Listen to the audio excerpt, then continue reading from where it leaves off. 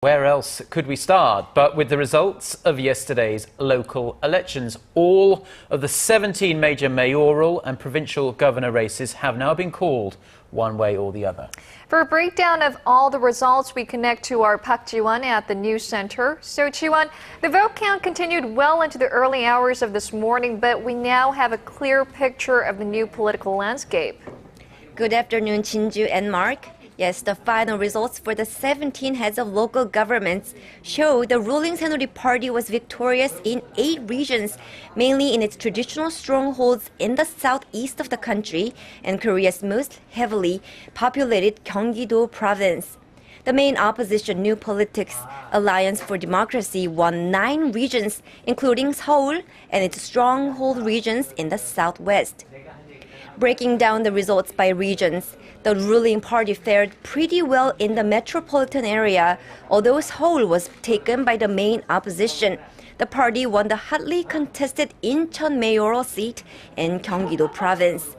However, the main opposition party claimed victories in the nation's central regions, the Chungcheongdo provinces, the country's new administrative city of Sejong, and the central city of Daejeon. And considering these regions are traditionally moderate conservative, the main opposition party will be buoyed by its strong showing.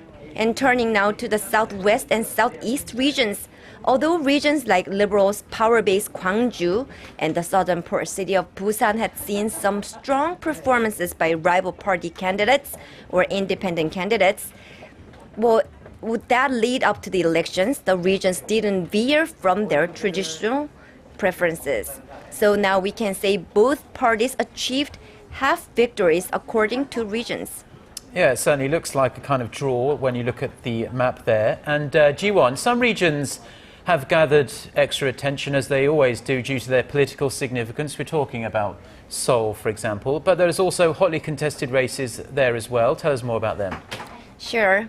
As for Seoul, incumbent Seoul Mayor Park Won-soon from the main opposition party easily beat his ruling party rival, billionaire politician Chung Mong-jun. Park's victory comes in the wake of the deadly ferry disaster last month, and let's listen to what the competing candidates had to say after the confirmation of the results.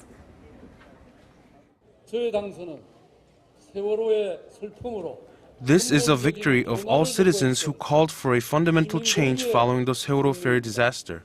It's a victory for all citizens who work honestly. Now I will silently work towards a new era. I want to thank the citizens of Seoul. I humbly accept the choice of the people. I hope Mayor-elect Park will newly lead Seoul City by taking on the difficult situation facing the city.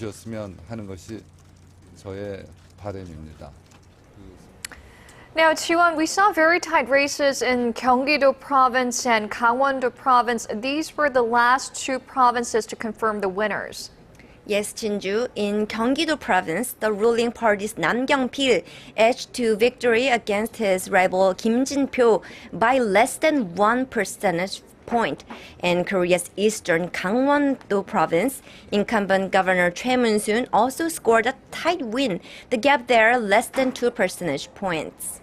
Yes, very close races there. Now, it wasn't just politicians in the running at these local elections. The public also had to vote for their regional education chiefs as well. Give us the latest results there. Yes, 17 education chiefs, 1 for each region, were also elected. And surprisingly, 13 out of the 17 winners can be considered progressive in their political leaning. For example, Seoul's new education superintendent, Jo Hee-yeon, a liberal professor, beat 2 other strong conservative candidates.